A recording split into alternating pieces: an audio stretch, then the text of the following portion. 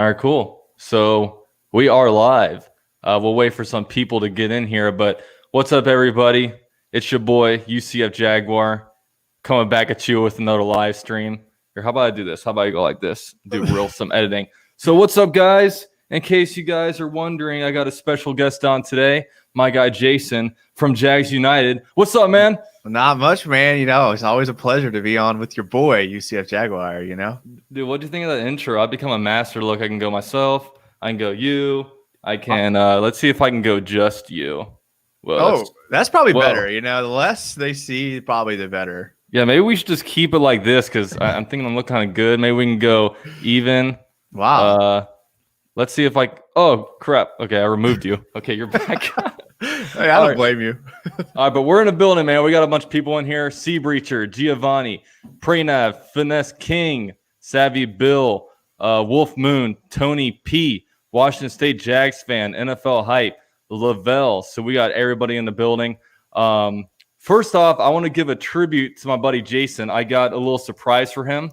I'm about to pull this out. You ready for this? Oh, yeah, I'm pumped. All right, let's get this. Let's go, Matt Jones. Hey! Let's go. Now we're talking, dude. Now it's a live stream, but you see, the cool thing about this one is actually autographed by Matt Jones. Oh, dang, that's actually kind of fire. That is actually kind of fire. So what I've been doing, I've been kind of keeping this, in my bin, just kind of letting it marinate a little bit, waiting for the value of this to shoot up. You know what I mean? Once we get Tony Baselli, Fred Taylor, Jimmy Smith in the Hall. This guy's going to be our next focus. So I'm surprised it's not on the ballot like as it is, to be honest. It's a dual threat quarterback, could do it all at Arkansas. First round pick. Yeah, he was. He's definitely in the druggy Hall of Fame, I would say. It's funny because we get people all the time that ask like, why the hell is Matt Jones on your wall? And I just tell them every time. I lost a bet with a friend, and the bet was if I lost, then I would have to put the Matt Jones jersey up until the end of 2020. So I have to have it up until December. I have one that's going to replace it, but until 2020, Matt Jones is there.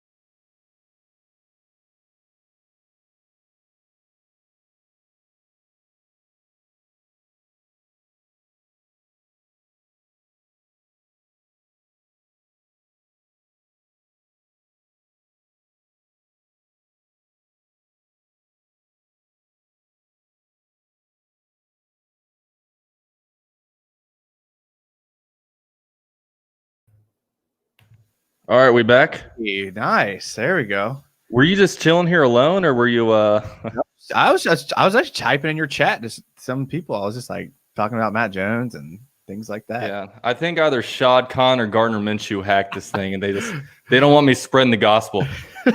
Or literally Matt Jones was like, or Matt Jones. But yeah, there's Matt Jones. It's better than Jason's because mine is autographed. Yeah, we got to that point.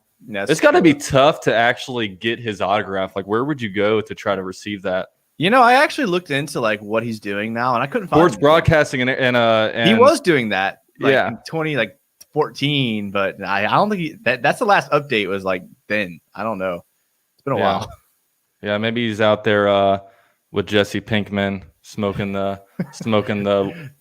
blue stuff. He's probably coaching Pop Warner somewhere. Just I used to play, guys. Yeah. All right, guys, come on out here. Do you remember Ryan Leaf? Like, I don't know if you've ever read the story about him, but he started coaching like youth football, and then he started like figuring out which one of the kids like had their like had parents with like medication, and he used to like ask them to go take it from their parents and stuff. Jeez. Yeah, it was pretty wild.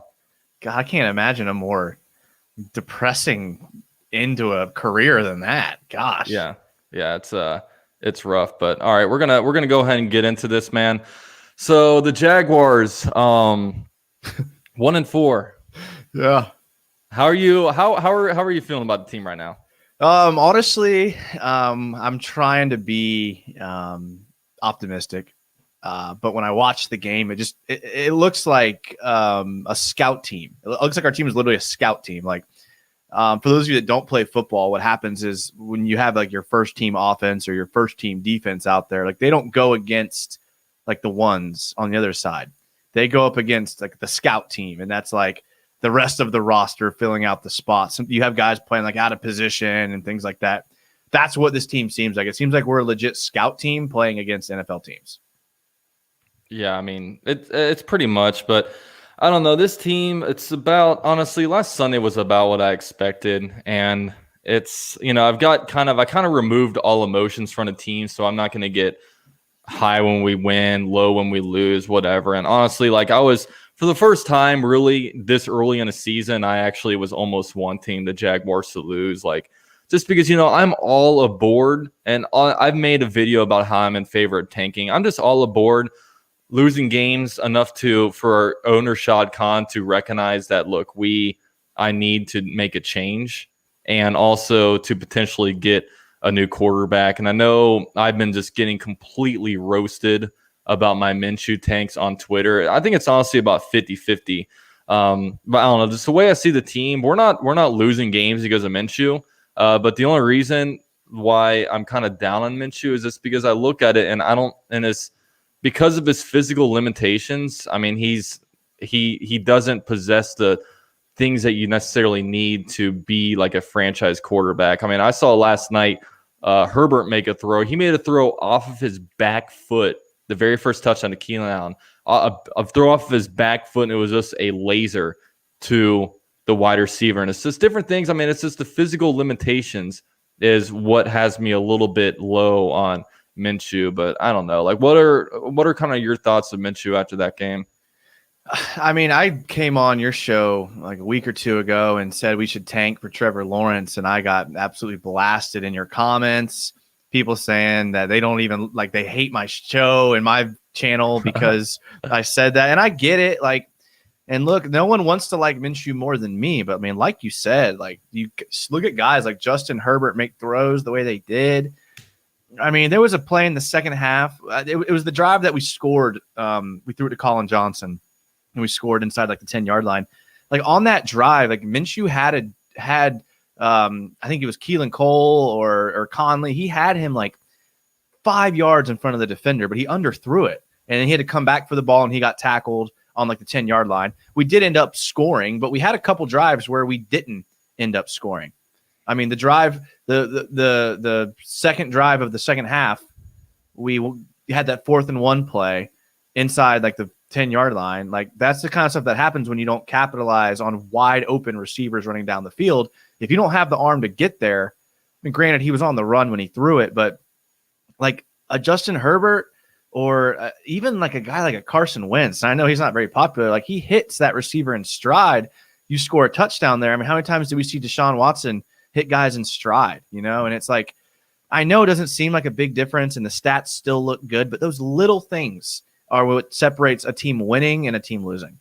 Yeah, and I had someone in my comment section leave a comment saying like, oh my God, with this team right now, it would take an elite quarterback to go out there and be able to win these games. I'm like, exactly. Get an elite quarterback. Like, I'm tired of just saying with this position being like, oh, I'm okay. Like, it's hard to get an elite quarterback. It's hard to get a franchise quarterback. How have our last picks worked out? We should just, not go after it and just, build a team around Minshew and stuff like that. And like, the thing is, like, I can understand wanting to like saying, okay, we're good with Minshew. Let's fill all the other holes while we can and make a run. But the thing is, I want sustainable success. You know what I mean? I want to be in the playoffs or contending for the playoffs every single year. So, if we build a team up around Minshew, then, we're going to be in the same position 5 years from now where the rosters go like this, you know what I mean? Yep. But quarterbacks can help that stay up. And, you know what I mean? I don't think would be able to really steady the tide once the roster goes back down. I mean, you can compare him to guys like Case Keenum, Fitzpatrick, like whoever you want. And I don't know, like with Minshew, I like him and I want him to be the guy, but man, like I want greatness, man. I mean, I've never had a great quarterback for the Jaguars, and I just think it's complete loser mentality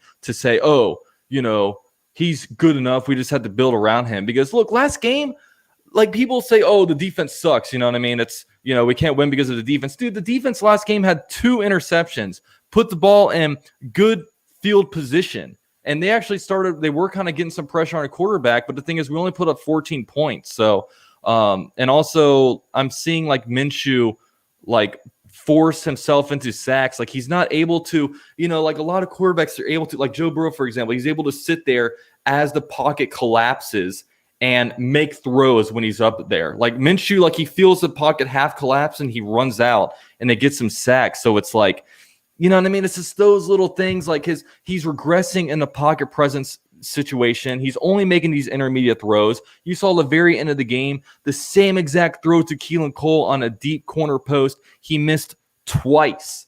You know what I mean? Yeah. It's just, it's inexcusable at a point. And I'm not saying that, that Minshew is the reason why we're like losing all these games. But the thing is, like, I greatly do think that if we had a Russell Wilson, we're 4-1 right now, at least.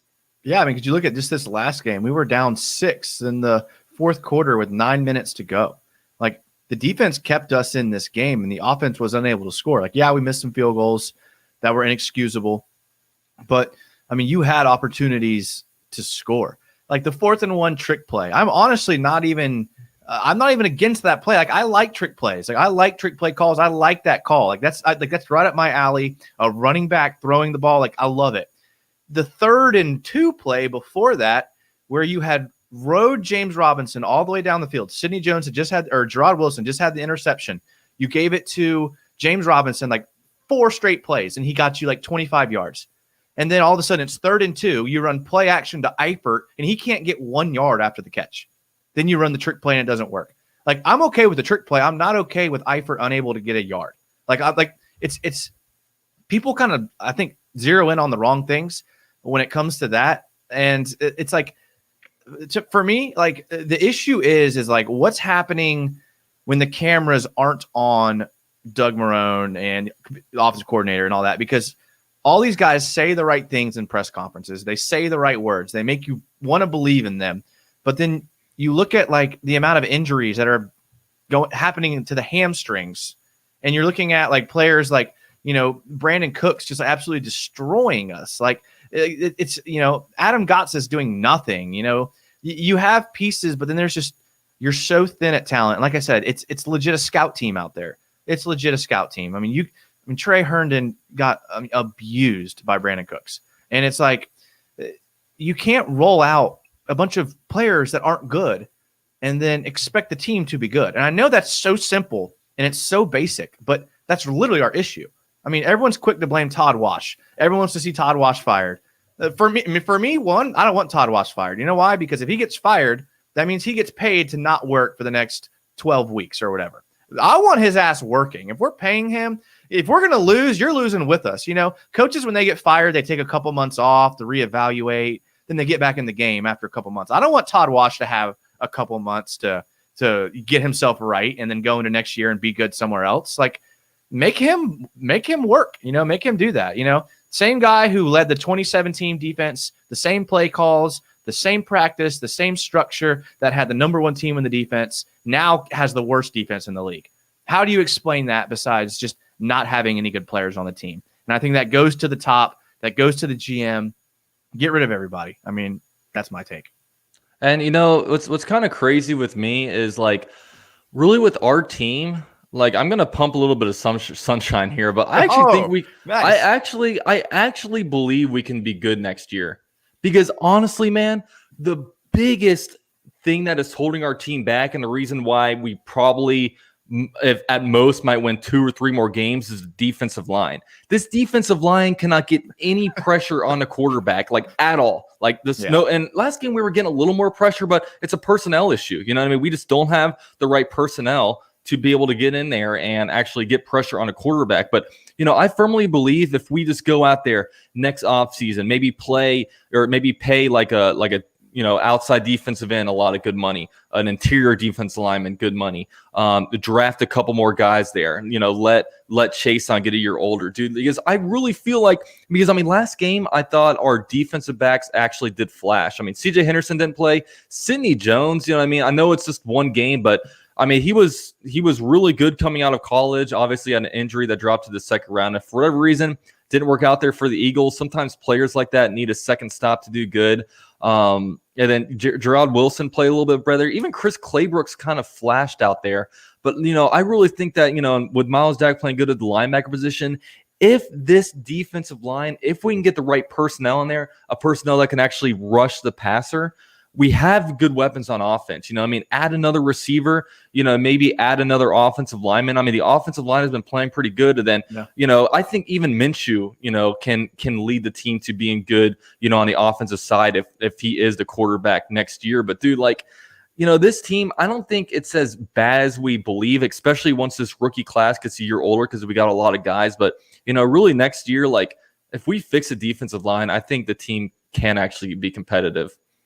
I was with you on there, but then I look at and I was bought into that. But then I look at what happened last week, and it's like that was a winnable game against an 0-4 Texans team. Like their offense is good. I'll give you that. Like I have a lot of respect for the defense after what they did. They played pretty well. I personally like the Texans offense. I know Bill O'Brien got fired, but I kind of like what he built. Like DeAndre Hopkins, he traded him. That was stupid, obviously, but he replaced him with Brandon Cooks, Randall Cobb, and Will Fuller. They have a solid squad of receivers. Their tight ends have always beat us. Their issues have been on the offensive line. I was kind of proud of our defense last week. I thought they stepped up with a lot of injuries and a lot of young guys. And really, was it when Josh Jones went out? That's when we really started, giving up points, was when he got kicked out of the game. And I was proud of our defense, but it was the offense let me down, man. James Robinson started hot, but then he got, game planned against, and the receivers couldn't get open. And, I think that's a variable people aren't thinking about. They're so quick to blame Minshew, but the receivers aren't getting open. If you watch the all 22, these dudes are just blanketed. And then Minshew is looking downfield and has to try to create plays to happen. There's so many issues. And from week to week, the issues change. And that's a sign of bad management. And whoever has the most to do with management, whether it's Marrone or whether it's Caldwell, they're the ones to blame. They're not managing this team correctly. And we've been saying it for years, and we've been saying it week after week, but we got to have new management around here. Whoever it is that's calling the shots, whoever it is that's making the decisions, they got to go. We need a fresh start. Minshew, in my opinion, is like a tier 2 quarterback. Very good. Very good. Most teams would love to have a tier 2 quarterback. The Jags may be in a position to draft a tier 1 guy, and I think that's the big decision. And I think that's what we got to figure out. Yeah, and I absolutely agree with you. I made a video yesterday just kind of calling out Shad Khan. I said, look, should have cleaned house last year. You didn't, but whatever. But this offseason, it is critical to get rid of everybody. First of all, Dave Caldwell, he's done some good things. But at the end of the day, man, if you have been here for 8 years and you don't have a franchise quarterback, that's kind of telling. But the main thing is, this offseason, man, first of all, this is going to be by far the most attractive GM spot because you're going to clean house and then you're going to have 2 first-round picks. One of those first-round picks is going to be in the top 5, so you're not going to be tied to any quarterback. So you can kind of go out there and grab whatever quarterback you want. You know what I mean? And you also have an additional first round pick that's going to be probably in the 20s range because the Rams are probably going to make the playoffs. And then 2 second round picks. Both those second round picks probably going to be in the top 10. The Vikings, not a good team this year. So, 2 top 10 picks in the second round. And then you got, some more, 5th round picks and all that's sprinkled in there. So that's good. Cap space. You are going to have the most cap space by far. The first most cap space. The second team is like $10 million behind the Jaguars. So you can go out there and spend money if you want. You also will be able to, hire your own head coach. Choose what kind of head coach you want. You can go with really like anybody that you want. You know what I mean? Just, go ahead and like pick your guy.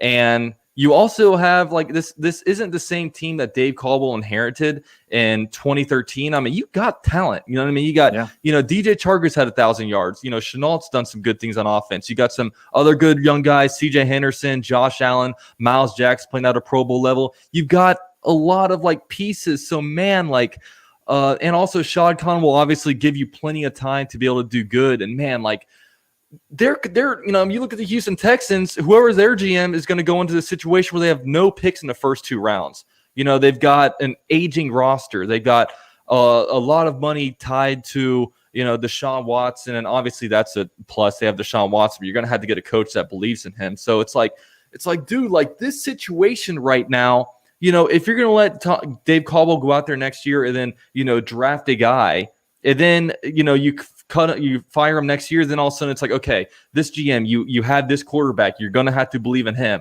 You also have a regular draft slate. It's just this offseason. God, I just pray to God they get rid of him, because I know a lot of people think it's like, oh, it's Tom Coughlin. That was the issue in the locker room. Look, they got rid of Tom Coughlin, and then Yannick Ngakoue is still willing to take a $6 million pay cut. I mean, there's still some people in the building that are making people not want to be here. And I mean, I would almost like to be able to like, okay, fire everybody. Hey, Bucky Brooks, come in here. You're the new GM. Why not? All right, go hire your guy. Go hire Saleh or whatever. And then all of a sudden you got a young, energetic group. You got Bucky Brooks, who very smart guy. He, he knows his football. He knows his scouting. He's kind of in the Jaguars building right now. He does like Jaguars radio and stuff. So it's like, man, like, you know what I mean? Turn it into like a John Lynch, Kyle Shanahan type of situation, and just like, dude, let's go with it, man.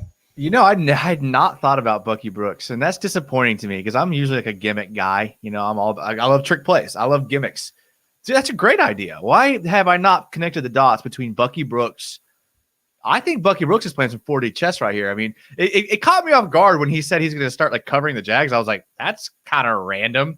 Yeah. But now it kind of makes sense. So if we see that kind of happen, you better clip this video, because you may be in for a long-term deal if you can predict something like that happening.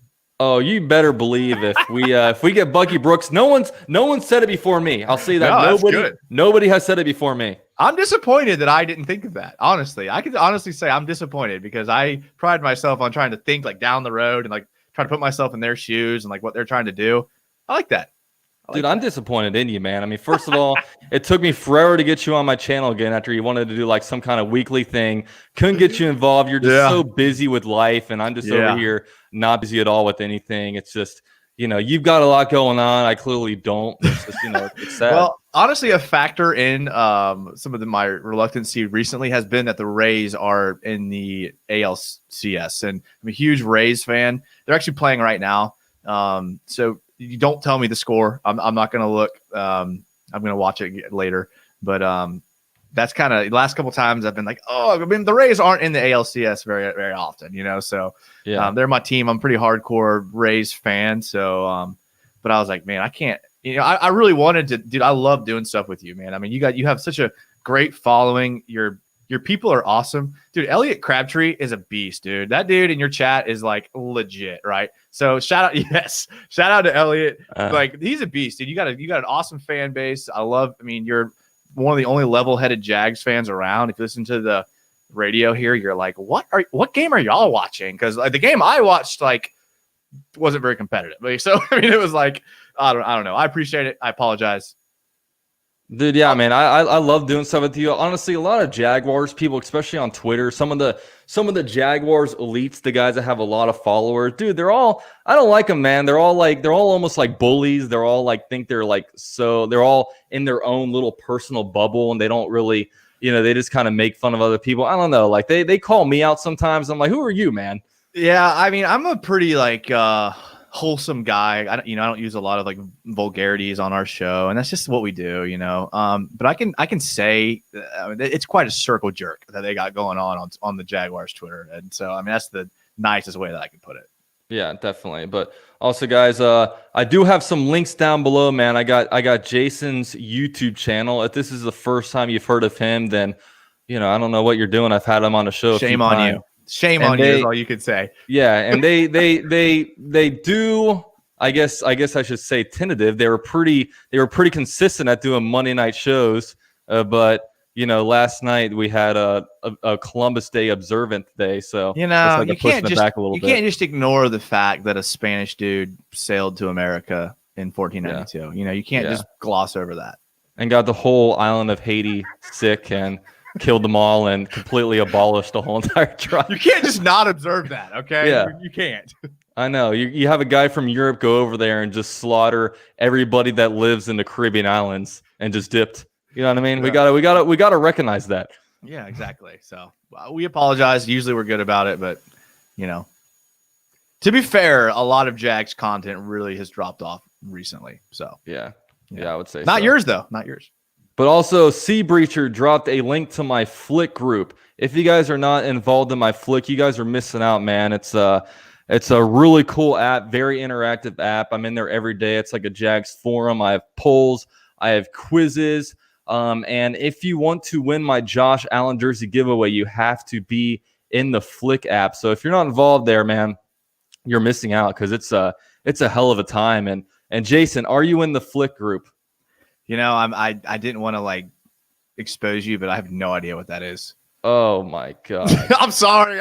Maybe I'm old. I am old. I have no idea. Well, up until 3 weeks ago, I didn't know what it is. Okay. But I had a guy from Flick reach out to me about kind of partnering with me. So they are an official kind of sponsor of the channel, I guess I should say. Nice. So, and it's awesome. I mean, I've turned down a lot of sponsors for the channel just because a lot of it is me trying to sell product, but I don't want to sell product. I don't want to sell stuff that other people are selling. I'd rather sell a free service, and it's a completely free service. You know what I mean? It's everybody that's in it loves it. So, I mean, I have the Flick app in my description down below. It's starting to get big. I mean, they're partnering with a lot of different independent creators. I guess it's probably similar to that Relevant app, but okay. I was gonna ask what is it? It's basically, I don't know if you know Discord, but it's very similar to Discord, but it's built for sports. I mean, they have really cool live sports updates, and they have really cool analytics there. It'll say, it'll go down to the amount of third downs converted on passing plays. And I mean, it gets very deep into the actual statistics, and this has got live updates. So I mean, it's a really cool app. So I mean, if you're not involved, definitely go over there. And you guys can also follow us on Twitter. I didn't actually drop Jason's Twitter link down below because I don't know, I'm kind of sailing in right now, similar to the Jaguars. Yeah, everyone on Twitter. I mean, I post a bunch of I coached football for a long time, so I post a bunch of clips and I kind of break down what's happening. And typically I get a bunch of responses and likes, but man, this last week I posted a great one of Cam Robinson getting downfield on a screen pass. He goes 20 yards downfield. Yeah. I was like, this is a good clip. I even tagged Cam Robinson. I was like, this is going to get a lot of action. I had 9 likes. I was like, God, no one's on Jags Twitter right now. So, yeah. The worst thing is when you think you have a fire tweet and it gets 4 likes. It's really I was expecting my phone to blow up, but I got 4 likes. Is this thing on? Let me close out of this and refresh I think my internet went out. Let me try this again. But yeah, you guys can follow me on Twitter and Instagram at UCF_Jaguar. You can follow Jason at Jason_Jags United_ shows on Monday night _ sometimes. Live stuff sometimes _ except for Columbus observance. Yeah, except for Columbus observance day, but. Yeah, man. This week is a scary matchup for me. in my opinion. I think it's Okay. scary because I think it's a winnable game. Yeah. And that's where I we thought you have were going with that. That's where yeah. So, I mean, after really, let me crack the back. All right. So, after the Lions game, we got outside the Texans game, we got kind of a gauntlet, man. Chargers. We have the tough teams in the NFC North who have combined like 2 losses on the year. Yeah. You know what I mean? It's gonna be tough. So, I mean, I guess what are your thoughts of this Sunday's game? You think we have any shot at winning? I think we do have a shot at winning. I guess if Kenny Galladay, he was out last week. I haven't seen much about his availability for this week, but if Kenny Galladay plays, I mean, he may go for 300 yards receiving against us. They have some pieces there. DeAndre Swift's been playing well recently. Adrian Peterson, even though he's old, is still toting the rock. Just a team that's maybe in a slightly better situation than us. And in games and matchups like that, you never know what's going to happen. It could come down to a field goal or one team's kicker not being able to make, an extra point or something like that. So I'm expecting us to lose because I don't think there's a team out there that's worse than us besides the Jets and the Giants. So I think they win, and I think it's just another game where it's like we could have won. We were competitive in the fourth quarter. It just came down to playmakers making plays, and it just seems like they have a couple more playmakers. But I mean, there's so many injuries on both sides. It really comes down to who's playing. It's sad, but it's like who's available, and that may tell you your answer of who wins. So yeah, I mean, it's honestly, our only chance to win games is if we play a quarterback that is turnover prone. I mean, we beat Phillip Rivers because we scored 10 points off of his interceptions. Deshaun Watson even threw 2 interceptions and we couldn't really, overcome that. But I mean, Matt Stafford, this should be a game where he just kind of takes off on us because like I said, man, we have no pass rush. So, any competent quarterback should be able to do stuff against us. We got beat by the Bengals and the next week they just got absolutely whooped by the Ravens. So, and honestly, it's such a crappy year to be a tanking team because there's so many bad teams right now. And the Jets are just horrible. The Jets are. And they have I looked at their schedule, dude. They're not getting any wins, bro. People were trying to say the Jags weren't trying to tank. And it's you can't even argue that at this point. The Jaguars front office was trying to tank this year. They did nothing to help Minshew. They did nothing to really – they kept lame duck staff. That's obviously they're trying to tank. But, the reason why we were trying to tank is because this year's draft class could be that good. But what comes with that is other teams also trying to tank. The Jets, I think once they lost week 1, they honestly were like, all right, let's go. Let's mail it in. The Falcons – when they lost 4 in a row, why fire Dan Quinn? He literally took you to the Super Bowl a couple years ago. They're trying to tank. A lot of teams want those top picks this year. We're not the only team that has realized that the top pick this year could really help your franchise for the next 10 years. So it's a weird year, and that's why I think there's so many bad teams. Have you ever experienced a year where there's this many bad teams at one time? I feel like the Falcons might be trying to win because they were close to winning some games and then they lost. And then Arthur Blank literally said, "Look, we got rid of him because we're losing too much." And then I think the fact that the Jets haven't fired Adam Gase yet might show that they might be trying to tank because God, whatever team gets Trevor Lawrence, they're so lucky. He's so good. It's going to be unfair. And people are the dude's second in the NCAA and in every major passing stat. It's to be able to do that in college where you got schools that are playing crap schedules and then wide open offenses where they throw every single play to still lead the NCAA in every major passing stat, just goes to show how good he is. So I'm with you there. But I honestly don't think the Jags will be able to get him. I think the Jets or the Giants will outlose them, and we'll be stuck with the tough decision of do we stick with Minshew? Do we go after a guy like Trey Lance or Justin Fields, or do we go after an injured guy like Dak Prescott? So it's got some tough decisions ahead of us. And Young Whitey brings up an interesting question. He says, "Hey, UCF, do you think that in the coming offseason, the Jags should really dip into free agency or make trades before the deadline?" I mean, no trades before the deadline unless you want to get rid of D.D. Westbrook for a 6th-round pick. I mean, I don't want to go after anybody, but when it comes to free agency, I mean, really, I mean, there's 2 things I want to do in free agency. You know, I'd like to be able to pay our own guys, and I'd like to see if we can work out a deal with DJ Chark and Cam Robinson specifically.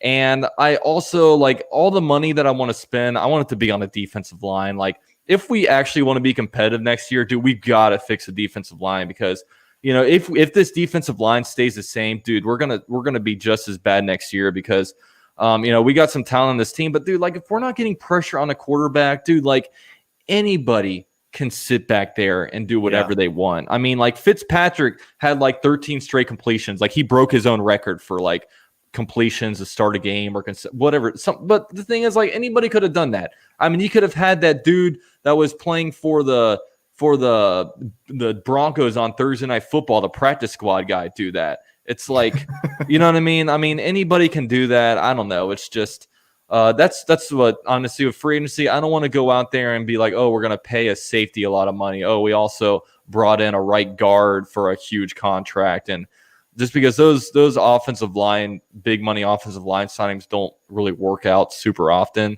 So I don't know, just invest in the defensive line. Yeah, I mean, I think you have to spend money. I mean, we've been conservative in free agency the last couple of years, kind of like waiting to make a move. And I think we were just waiting for our franchise quarterback to make a move. And there's a lot of free agents that are probably going to be available. I mean, I'm looking at the list here. I mean, Dak Prescott is a guy that I thought wouldn't be available until last week, but now he probably definitely will be available next year if that's the route we want to go. I mean, George Kittle is a guy that probably resigns. Ronnie Stanley. Yeah, Ronnie Stanley is a guy. Stanley is a guy that resigns probably.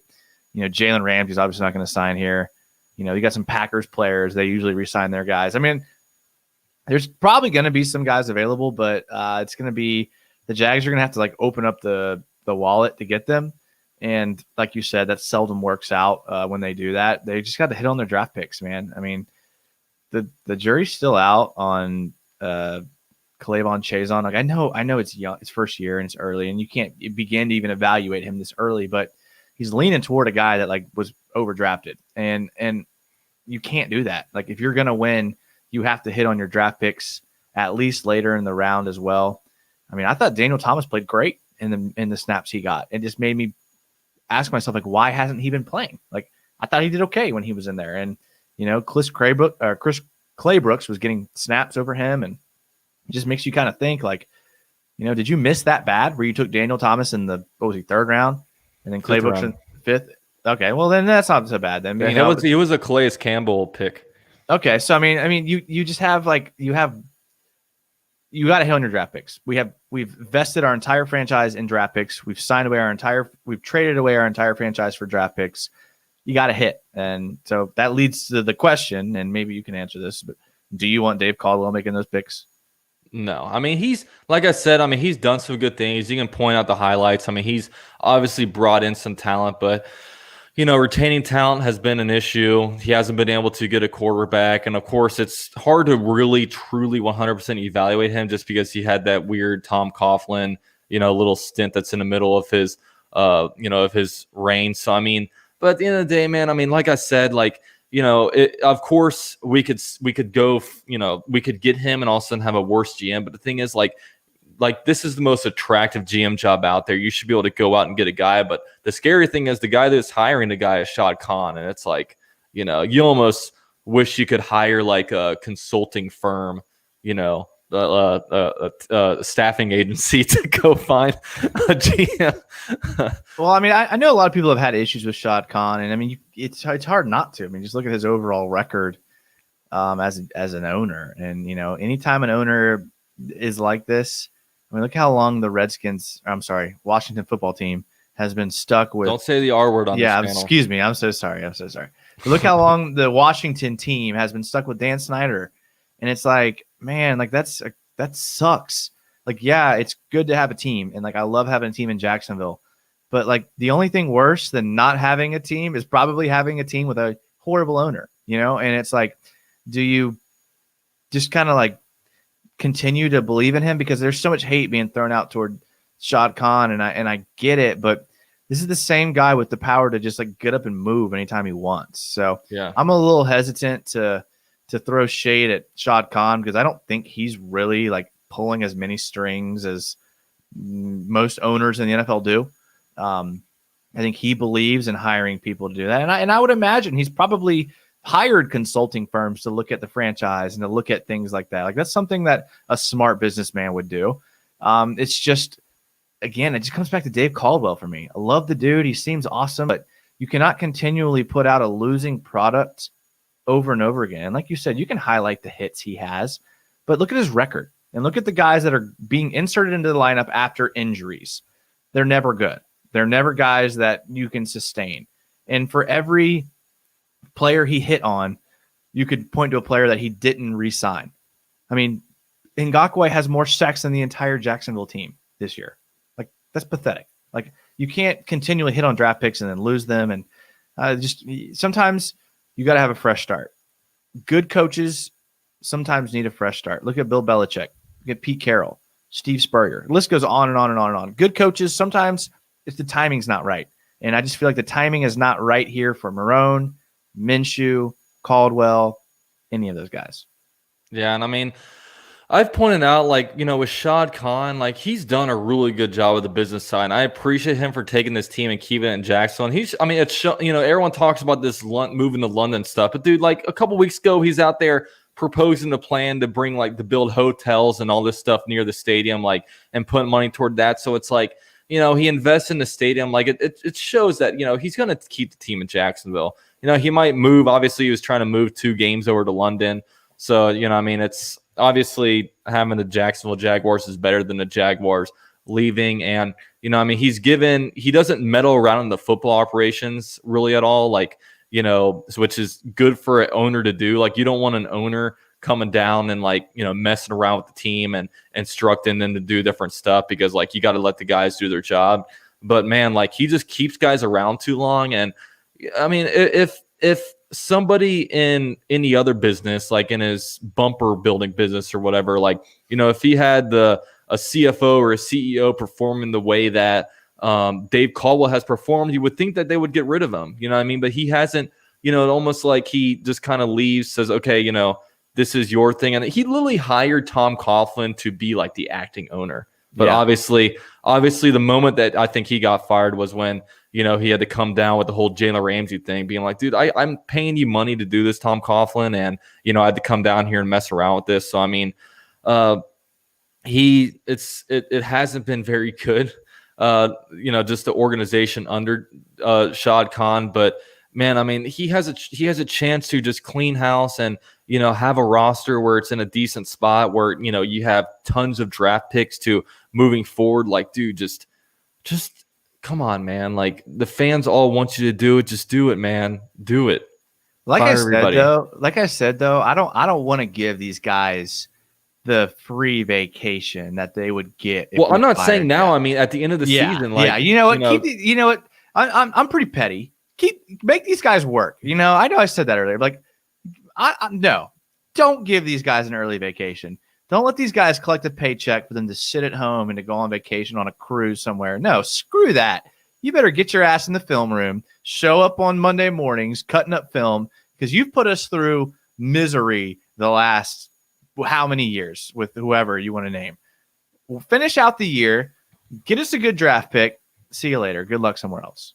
Dude, Marrone might just put in a 2-week notice. I mean, seriously. He had to. Oh, he did that. He did that in Buffalo. He quit in Buffalo. He might quit here. Dude, because he had to have thought at the end of the 2019 season he was getting fired, and he was like, holy shit, like, I'm staying. And then this year, like, I mean, can you imagine this loss after loss and coming out there? I mean, what can you say? Like, oh, we gotta execute better. Yeah. We thought we had a game plan in there. Yeah. Oh, you know. I empathize with coaches. Like, coaches know their shit, dude. Coaches have been coaching forever, dude. If you put this coaching staff and gave them the Baltimore Ravens, they would probably win too. Like, that's just how I feel, man. Every coach speaks the same language. I've been to coaching clinics. Everyone teaches the same thing. Everyone talks the same thing. I have no issue with the coaches. The personnel is just atrocious. Like, they're horrible. I mean, look at the guys they're putting out there. Again, I keep saying it's a scout team. You can't give these coaches a scout team and expect them to win. That's why you see coaches time and time and time again get fired and then hired somewhere else, and they're good. Like, it happens because all these coaches are pretty much doing the same thing. It's the Jimmies and Joes, not the X's and O's. And that's why I blame Dave Caldwell.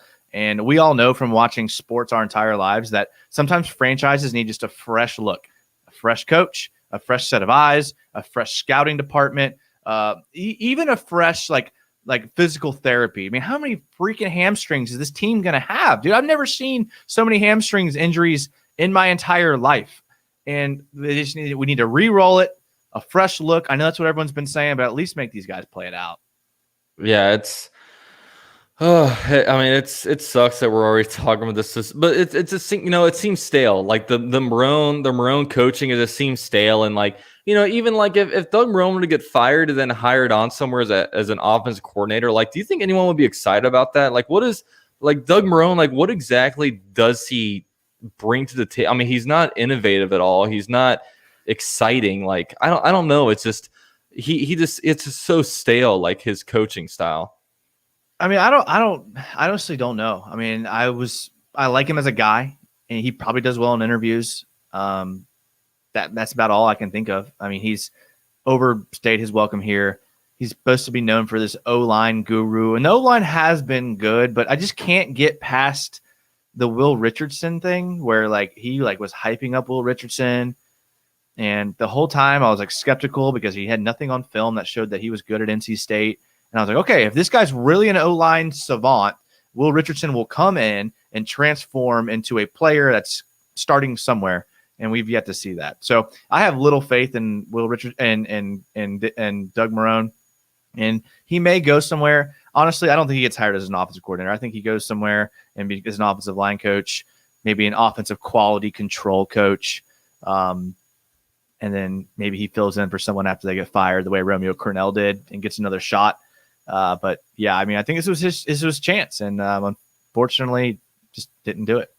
I mean, has he ever been like a play caller anywhere? Has he ever called plays? Like, I don't know. It's just weird. Well, like, because he's this offensive minded guy, but he just doesn't seem like innovative, Yeah, well, I mean, every coach is different. Like, some head coaches like will call plays every third down. So like, offensive coordinator gets it first and second, and then they call third. Some offensive coordinators will just like every play goes through their headset and they say, no, I don't like that call, or, something like that. Every coach is different. They obviously don't disclose what effect they contribute because that would like criminalize any coach on their roster, which they're not going to do. If you asked me, he's probably given carte blanche to every OC that's been here and been like, hey, if you come, I'll let you call whatever you want. He probably just decides when to go for it on fourth down, when to call a timeout, when to kick a field goal, things like that. So I got some breaking NFL news on my phone. You ready to hear it? Yes. It's Jets related. What do you think happened? Fired Adam Gase? Oof, I knew you were going to say that. I was setting you up for that, but it didn't happen. Oh, no. What happened? Le'Veon Bell just got the Leonard Fournette treatment. He's been released. Wow. So and now here come the questions. Should we pick up Le'Veon Bell? No. Man, I mean, that's no. I mean, we have, I think, a better running back than Le'Veon Bell, in my opinion. I mean, James Robinson, I think, is a great player. Came from Illinois State, which I've been to that campus, which is random, but I've been to that campus. Random. And the fact that someone can come out of that, I mean, it's not a bad campus at all. It just doesn't strike you as like, oh, NFL players come from here. You know what? Good for him. I like James Robinson. Every time he touches the ball, good things happen. Like I said, we need to ride him more. And we're I don't want to get off Le'Veon Bell so quickly, but like we are negative on this, and we are talking about how we need a new set of eyes and coaches and GM. Like, that's all true, but like you said earlier, there's a good young nucleus here. We're not in the Jets' position where they've just like missed on top picks over and over again with Darnold and Williams. Like, we're not in that position. We're not in the position of the Giants where we kind of have a quarterback, but we kind of don't, and we spend a top pick on him, so we can't give up on him like right away. We have a lot of good pieces. Robinson, Chenault, Chark, even Cam Robinson's been playing good lately. The whole O-line's been playing good lately. Like, we have a lot of good pieces here. Like, in no way are we in a bad position for the future. we're just in a bad position for 2020. Yeah. I mean, yeah, exactly. And then like the great thing is like, a lot of times it's like, oh, do we want to draft the quarterback? I don't know, because, you draft a guy in the first round, you don't get another pick till the second round, and then the third round comes, you've only got like 2 non-quarterback picks. But man, this year, if you take a quarterback top 5, you got another first round pick, then you have 2 second round picks that are in the top 10 of that round. So it's like, we have ourselves positioned where we got young talent. Like I love, our top 2 receiver. Like Chenault had a really good game against Houston. Chenault is continuing to be a really, really fun guy to watch. DJ Chark got limited that game because they were all over him that game. That's why, I keep saying, I'm sound like a broken record, but man, if we can get that, Stephon Diggs, Justin Jefferson type, just a guy that's a speedster, great route runner, a guy that, demands more, more safety help than DJ Chark. Like, man, like get a quarterback that can just deliver deep strikes, and man, like that's going to be dangerous. And like David Neal says, we obviously a need for this team until I die is going to be tight end. You know what I mean? I don't think we're ever going to get that position right, but man, like, get a good tight end. I mean, yeah, the tight end position is continually changing. There was a time, you remember when everyone wanted to draft TJ Hawkinson and we took Josh Allen instead? It wasn't that long ago, so I'm sure you remember. But I was always talking about how like there's not that many like great tight ends in the NFL. And even now when you think about it, there's like a handful. There's 2. There's Kelsey and Kittle. All else is just like, I mean, they're up here. The rest of just like, you got your Hawkinson, you got your like Ertz. Zach Ertz is getting older. He's not the same guy. Yeah. I mean, even like you look at like, the guy like that one draft, like when Gesicki and Goddard were the big guys, like they haven't really like. Yeah, I mean, they were good. Ironically, those 2 guys were good last week, but as a body of work, they have not really worked out well. I mean, Hawkinson's looking like the reach of the decade at this point. And that's the thing is I think we get kind of caught up on tight ends sometimes, but I mean, they can, tight ends can like really hurt you. I mean, James O'Shaughnessy missed a huge block. That was that big, like what 5-yard tackle for loss was all. Yeah. And it's like, dude, the dude literally ran right in front of you. Like, who did you think was going to block him? You were the only guy in the backfield with the running back and you let this guy run right past you. Like, those are the things that just kind of blow my mind. And I get it. The game's fast, but dude, you're in the NFL, man. Like you got to know your blocking assignments. Even if the defense shows you something you weren't expecting, you got to know your blocking assignments. And it's basic things like that. And the inability to make adjustments in the second half. Again, we've had every week. It's been besides the one game we got blown out, it's been close at halftime. We've even been winning at halftime.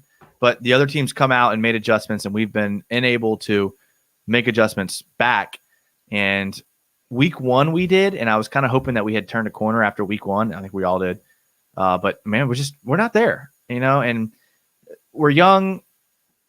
We're the future's bright, but it's just like, golly, man, I just would love to just be a fly in the wall of these meetings between Khan and Caldwell and Marone. Like, what is even being said in those meetings?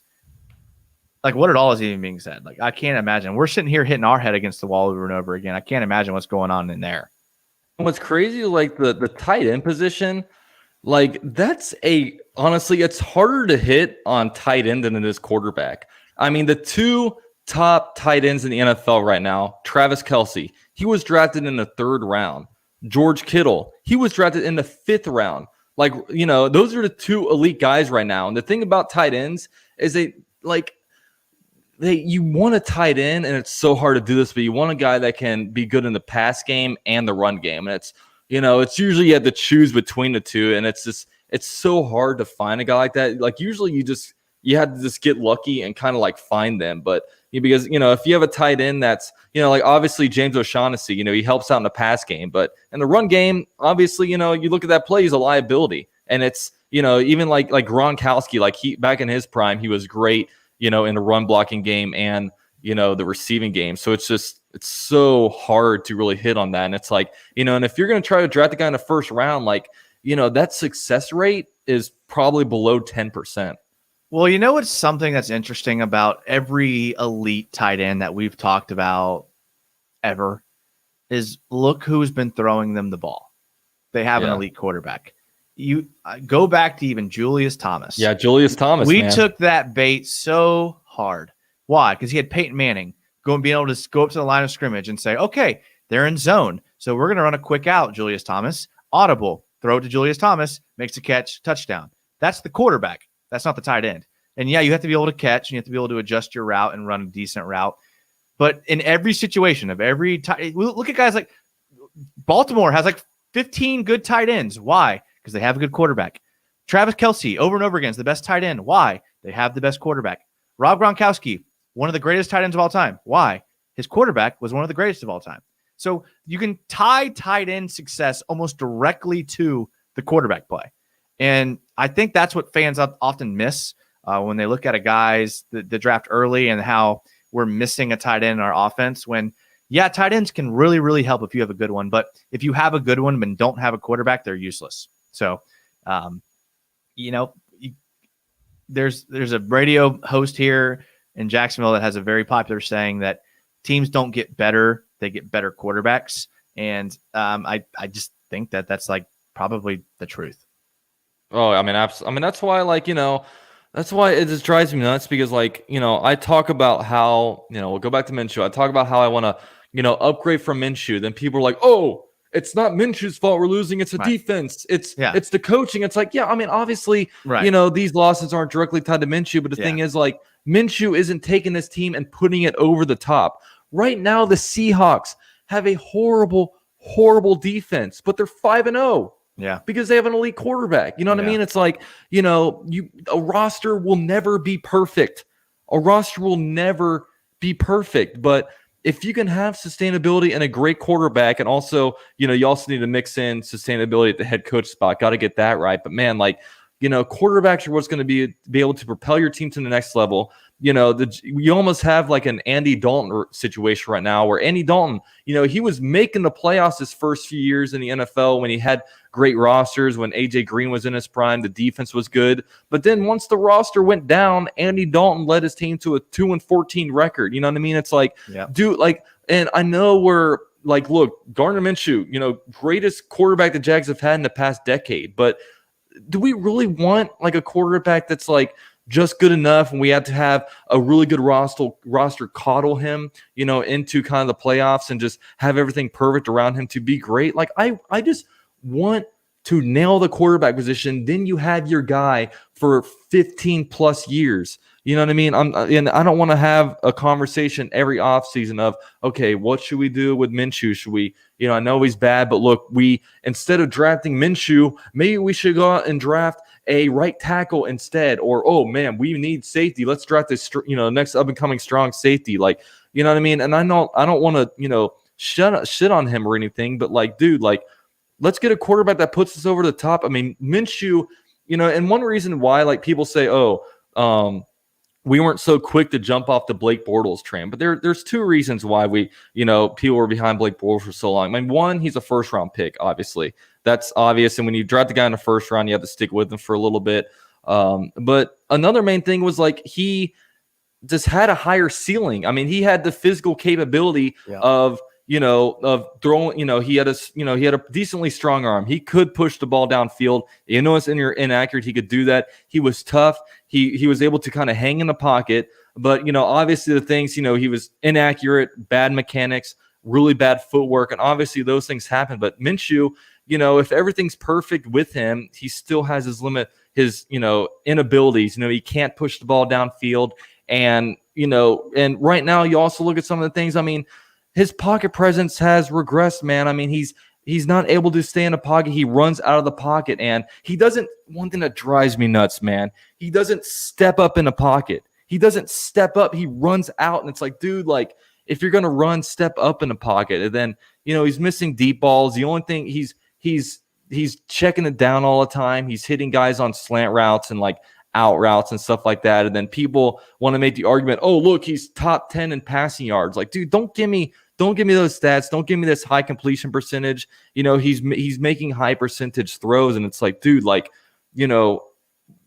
can we just stop like acting, we're literally acting like we never had a quarterback. Let's not act like that. Let's look to get better, man. Like, how much fun would it be? We could have, obviously it's hard to do, but we could have a Patrick Mahomes. But if we're not going to get him if you don't take a shot, we're never going to get a Patrick Mahomes if we don't take a shot at him. Bengals wasted so much time with Andy Dalton. They wasted so much time, and then they lucked into the number 1 overall pick. The Ravens were, they won a Super Bowl with Joe Flacco, but he was so below average for a while. They went out, they took a risk, they got Lamar Jackson, and it's paying dividends. That's what these winning organizations do. And even the Seahawks, like, they went and signed Matt Flynn a lot of money, but they still drafted Russell Wilson in the 3rd round. And you know what I mean? I just kind of wish the Jaguars would, just take a risk at a spot like that. You know what I mean? Yeah, I mean, I hope this year's the year they do it. I can't imagine they stick with Minshew. I mean, it's just I have no idea what's going to happen, but there's no way they keep around anyone they have. I can't see this team winning more than 3 games. You can't go 3-13 and keep everyone you have, especially after the history they have. I'm expecting a total flip of personnel and coaches and GM, which I'm ready for. And I think that's what they've been setting up for a while. And, and there are some quarterbacks out there. And, I haven't watched enough tape on Trey Lance. I've seen Justin Fields that had good numbers. I mean, so did Dwayne Haskins. It's just the only guy that I can surefire say is going to be good is Trevor Lawrence. And again, I mean, I say it over and over. They got some tough decisions ahead because I don't think they're going to get a chance at Trevor Lawrence. And now you're between, if I had to ask you this question, and this is a tough one. So, I get it. I don't mean to put you on the spot, but if you're not getting Trevor Lawrence and your choices are, and this is best case scenario, Justin Fields, Dak Prescott, or Gardner Minshew, what direction do you go? I would go with Justin Fields. And I would too. But that's kind of a risk, and that's kind of a roll of the dice because we don't really know what he is. Great numbers as far as touchdown to interception ratio last year. He only threw 2 interceptions all season. Could be good, but could also, we've seen quarterback time and time again be a product of the Big Ten. And that happens, and you can't really discount everyone for that. But I mean, you're really looking at marginal differences, I think, between those 3 guys. And it really comes down to how are you stacking the team at every other position. So they have some tough decisions ahead of them. That's for sure. Yeah, and David Neal made a comment, says, if we pick 3rd or 4th overall, trade the 2 first-round picks and next year's first move up and draft Trevor Lawrence. And honestly, dude, if you do not possess number 1 overall pick at the end of the regular season, you're not going to be getting Trevor Lawrence. I mean, no, there's you would literally have to trade 6 first-round picks to get him because, I mean, even last year, the Bengals had no number 1 overall pick. How many teams were calling the Bengals trying to trade up and get him? I mean, if you have a chance to draft a franchise quarterback, you do it. And Trevor Lawrence, man, I mean, I think he was a better prospect than Andrew Luck, than any of these number 1 overall picks. And he's just, with his size and he's got mobility, he's got a cannon of an arm. I mean, he's literally the perfect quarterback prospect. So, I mean, if you're not drafting number 1 overall, and it sucks that literally the year that the Jaguars are presumably tanking, there's so many bad teams because, I mean, the Bengals got the number 1 overall pick at 2-14. The number 1 overall pick this year might be 0-16. The number 2 overall pick might be 1-15. It's it just sucks. Screw the Jets. I hate them teams for that. Aren't dumb. I mean, people aren't dumb. When they look at Trevor Lawrence, they see a generational quarterback coming out, and one season being bad is worth the next 15 years of having a franchise quarterback. We're not the only team that sees that, Yeah. So I mean, I think that's why you're seeing it. And it's interesting because I'm rooting for the Jaguars to tank. I'm rooting for us to lose the rest of our games. It's it's because I want long-term stability for the team. I know because there's a lot of YouTubers out there that they'll say on their channel, "Oh, I want this team to win. I'm all about pride," but then they'll tell me, they'll be like, I mean, I would never say on my channel that I want the team to tank. I mean, I'm 100% real with you guys. I want the team to tank. People say, "Oh, I want to win. I want to build a winning culture." Look, if we go, there's no difference in a winning culture if we go 2-14 versus 7-9. I mean, in week 17 of 2011, did the Jaguars win or lose? 2011. Week 17. They probably won because that probably screwed their draft pick for 2012. And then, okay, so they won that game. They did. Who did the Colts draft number 1 overall in 2012? And yeah, exactly. Yeah, like was that, we gave them Andrew Luck, but are we looking back and saying, oh, it's a good thing we won that game? Or like with the Jets last year, in 2017, in the 2018 draft, before the draft, they were at the number 6 overall pick. They traded away 3 second-round picks to move from number 6 to number 3. So do you think going back, in week 11, would they have rather maybe lost to the Bills instead of winning against the Bills and then having a number 3 overall pick without trading the second round picks? Like, dude, they obviously would have rather lost. That made no impact on the franchise. You know what I mean? So it's like, me rooting for the team to tank. I don't usually root for the team to tank, but like when I need a quarterback, it's completely different. And, I would just be so stressed if the Jaguars in the season, we have number 5 overall pick. Like, I'd be stressed all off season. Like, I want to lock in a top 3 pick. You know what I mean? Like, just so I can feel safe that I'll at least get one of these top 3 quarterbacks.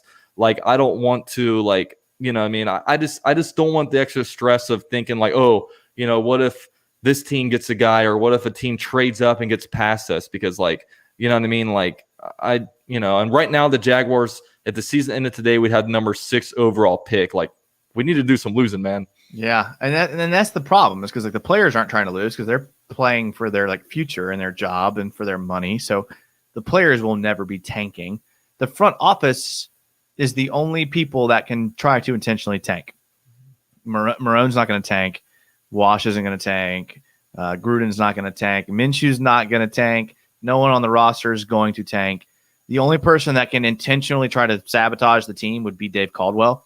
And it seems like everything he's done has been a sabotage move. I mean, traded everyone that's good. Not re-signed anyone that's good. Signing undrafted rookies as depth rather than going out and getting free agents. That's what a team that's trying to lose does, and that's what we've tried to do. And so all offseason, I've been trying to say this team's trying to lose. If you're trying to win, this is what I said on your channel a couple weeks ago. They got me so much hate. If the team's trying to win, they wouldn't take 2 defensive players in the first round. They would have drafted offensive players to help Minshew. And I know Chenault's helping Minshew. I mean, we still have to see if he can stay healthy for an entire season. He never did that at Colorado. But if a team was trying to win, they would have taken Henry Ruggs with that first pick. Can you imagine Henry Ruggs on this offense? Yeah, Chenault's good, but Henry Ruggs is a freaking beast. He's barely played because of injuries, and he's still like a top rookie player. So you combine that with Robinson, like that's a team that's trying to win, not a team that drafts CJ Henderson, who's good, Clavon Chazon, who's probably going to be good, but doesn't pay dividends right away. You can't convince me that Dave Caldwell was trying to win this year. And that's the thing that worries me, though, is because, like, Dave Caldwell is trading all these great players away, and he's kind of playing this conservative stuff, building up our cap room. Like, I just worry he's going to stay because, I mean, what GM would be doing this stuff if they knew it might be their last year? You know what I mean? Yeah, and that's the thing that's really thrown me off more than anything, and I can't explain that.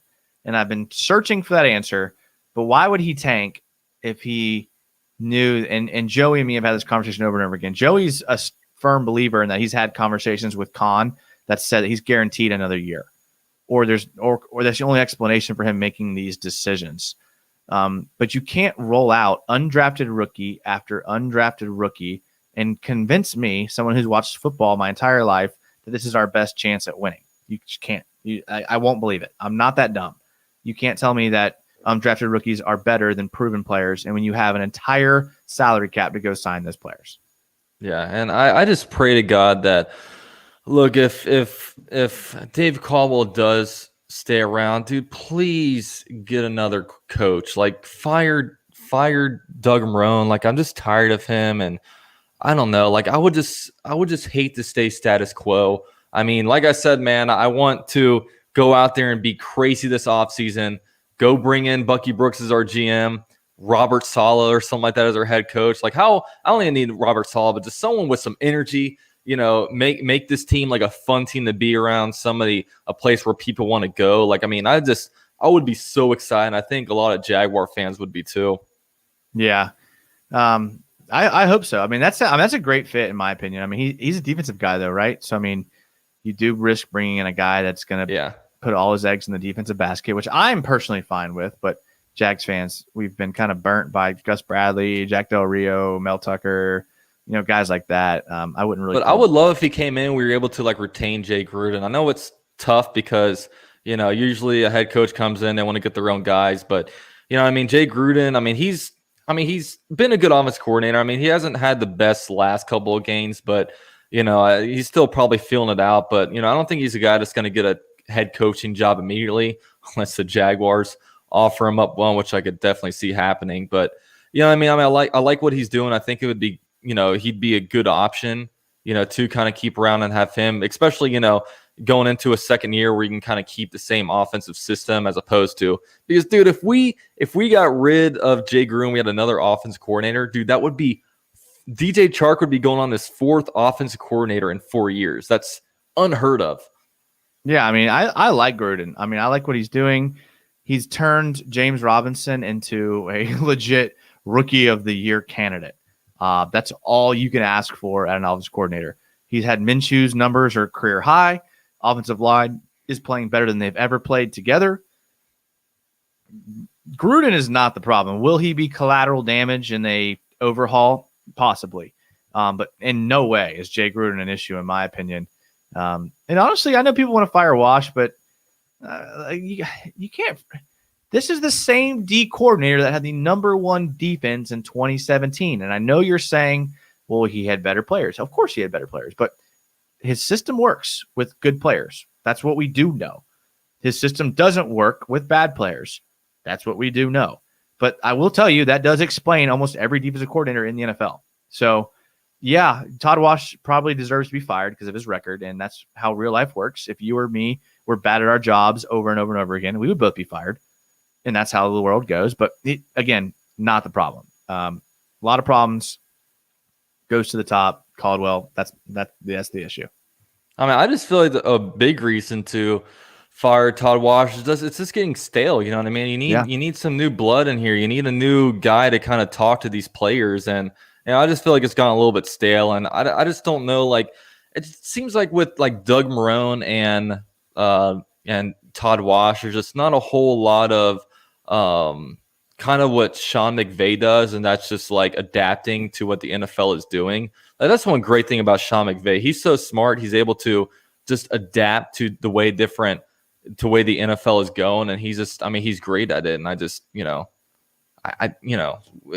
can. I don't know. Look at the 49ers defense with all the injuries. They weren't that great last week. I mean, they're injured, and I mean when they're healthy, and you got. I mean, I think the 49ers before when DeForest Buckner was on that D line, they had 5 first-round picks on their D line.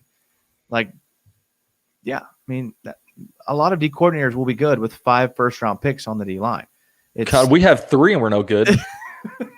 That's true. That's a good point. But, yeah.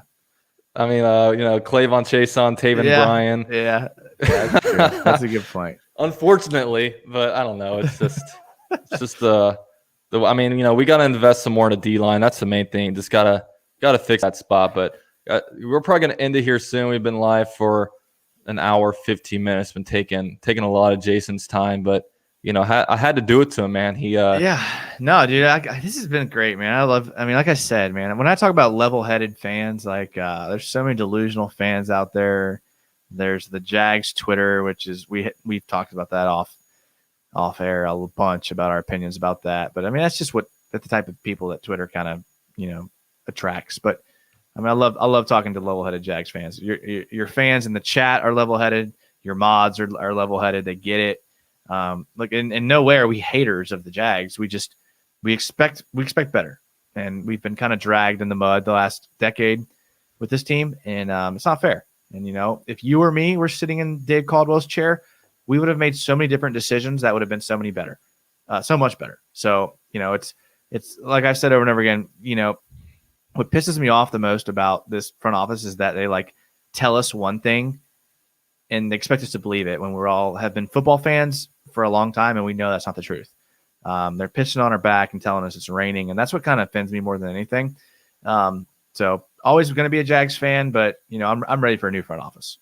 Yeah, I mean that's the thing about us, man. Like, there's no one that wants the team to be more successful than us. I mean, we're not credentialed media guys. We're not on any kind of sports payroll. We're just, we're fans talking to fans. You know what I mean? And we love doing this. Like, we love interacting with you guys, and we just want this. We just want this team to be good, man. And just like all you guys, and we'll be here through the ups and downs. I mean, you see different media guys, like they get a job somewhere else and they're out. You see guys like Daniel Popper, Mike Kay, Ryan O'Halloran. I mean, we'll be here through it all, man. I'm not going anywhere. You couldn't pay me enough to leave the Jags. That's how entrenched I am. Yeah. It's but you never know, man. Money talks. Hey, man, you throw me those six figures, I might be reconsidering. No, honestly, man, I couldn't, dude. I couldn't. Yeah, neither could I. I couldn't have the same passion. No, heck no. And we say this every time. When the Jags are good, there's going to be a billion Jaguars YouTube channels out there, like popping up, trying to start out. And you and me are going to be there being like, look, and our fans are going to be like, they've been here since the beginning. Like, they've been here through thick and thin. You guys in the chat, they've been here through thick and thin. And we see that, there's anytime something's good, there's going to be fakes. That's going to happen when we're good. But just remember us, that we've been here the whole time. Yeah. And that's the thing. Like, I don't know. It's just because people ask me like, yo, have you considered ever, doing like Jaguars full time or doing sports full time? And I just tell them like, look, like, I love this as a hobby. Like, I have my career. I'm an accountant, and, I wouldn't want to turn this into a career, only because like, I don't want to like lose my passion for this. Like, I love being like, oh, I can come out here and, have fun, talk Jaguars, instead of being like coming out here and guys, all right, guys, buy my Manscaped promo code. And also, I need you guys to become members right now. I need you guys to buy merch. Like, I don't want to be like pushing, you guys to support me. I would rather say, hey, if you guys want to, purchase merch, that option's down below. If you guys want to become members, you guys can do that. If you guys want to support a channel like that, I love having this as a hobby, and I love, not feeling stressed about it. I love just coming out here and, kicking back, relaxing, talking Jaguars, as opposed to saying, oh, I have 63 people in here. I needed this to be at 200. You know what I mean? It's no, I feel you 100%. And people ask me like, yo, you should do this full time. Like, no, man, I have a ton of fun doing this the way it is. And that's why it's almost like, if you get offered, a type of job. And I couldn't imagine like if, say like the LA Chargers offer me a job and I was out there doing it for them. I love the Jaguars so much. That's my passion. I can't imagine like, because Jaguars are like my number one passion. I just can't imagine, going away with that and being a sellout somewhere else and doing stuff over there. It's just unimaginable.